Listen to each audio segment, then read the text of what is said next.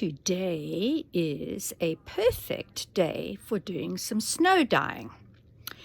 So here I am, bundled up on my patio, about to collect some snow. Let's see what that looks like.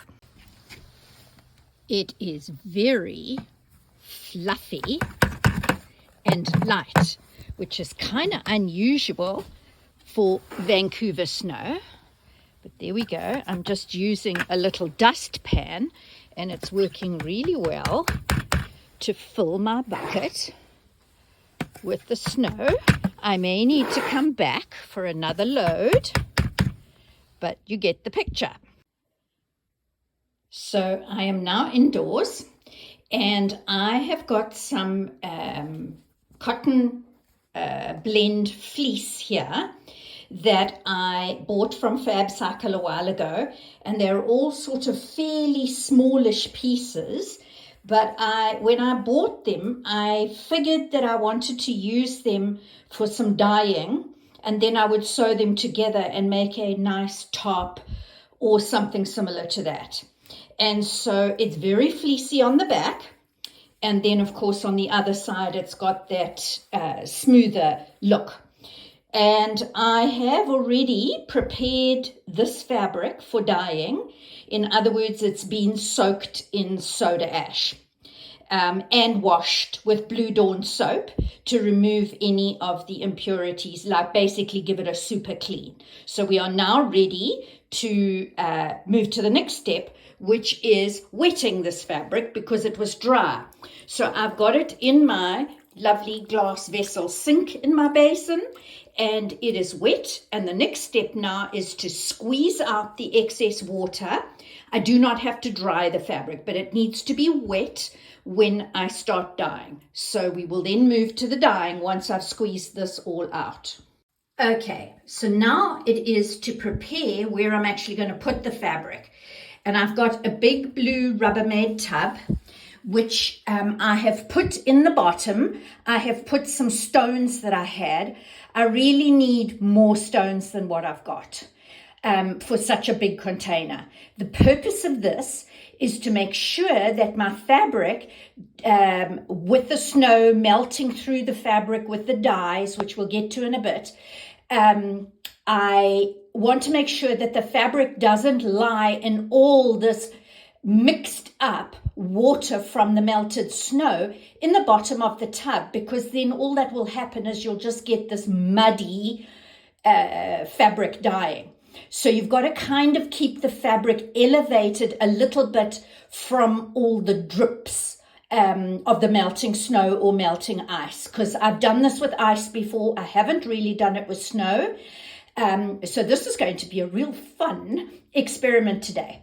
So to supplement the stones, I have thrown in a bunch of styrofoam peanuts, and what I'll do is just sort of move them around, and that probably still isn't quite enough for me. So what I'm now going to do is I am going to throw in a bunch of scrunched up plastic bags.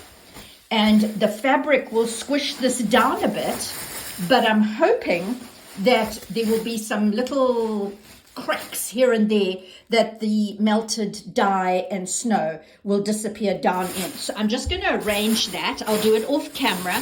I may have too many of these bags, but in any event, that looks to me like it's probably going to work.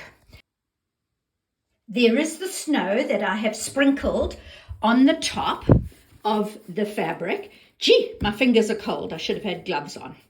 And I haven't made a terribly thick layer because I want the dye to sort of disperse fairly easily through all that snow, and I suspect it's going to take a while to melt.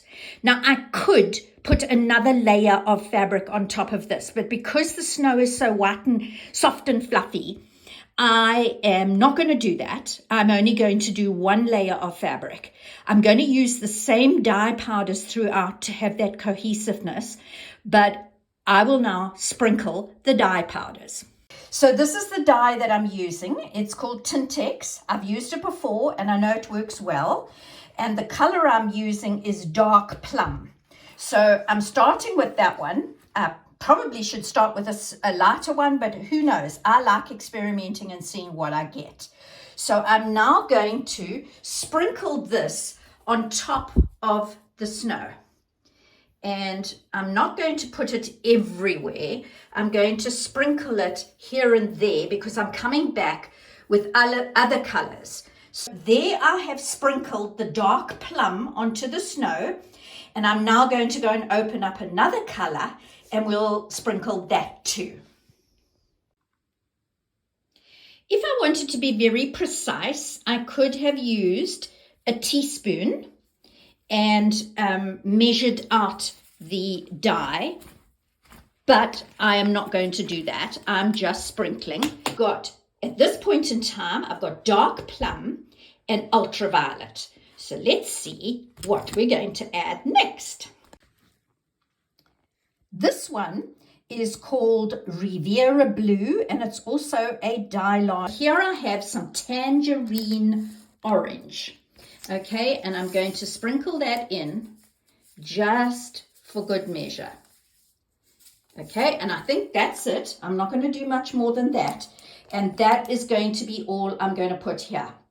What I've done on top of that, I've put an old wire shelf that we're not using on top of the tub. And I'm now going to put some more wet fabric on top of that grid and then repeat the same process with snow. I don't need the plastic bags and the peanuts and the stones now because whatever happens will drain through. Of course, it's going to drain through on below. So I may have some fabrics that are pretty heavily dyed and some that are not, which means I've got choices when I put my garment together eventually. However, I'm going to use the same dyes throughout and we will see what we get. It's always a surprise and it's always such creative fun. So here we go. I'm going to get the next lot of fabric arranged on top of that grid. Right, there is the last of my white fabric, my white cotton fleece fabric, layered on top of my grid. And I've scrunched it up as best I can, spreading it out so that we can, the dye can penetrate and there's not too much white where the dye can't reach. I've also made sure that it doesn't really hang over the edge of my Rubbermaid tub. It is a little bit there, so let me bring it in. So now it's time to put snow on the top of this, and I'm going to have to go outside and get some more snow. And then I will come and I will sprinkle the same dyes that I've... So here is the ultraviolet. And now we have Riviera Blue. It's going to be interesting to see how this comes out because the color is a little more dense than what I usually sprinkle. But we'll see. And last of all, we're coming with tangerine orange. And there we go.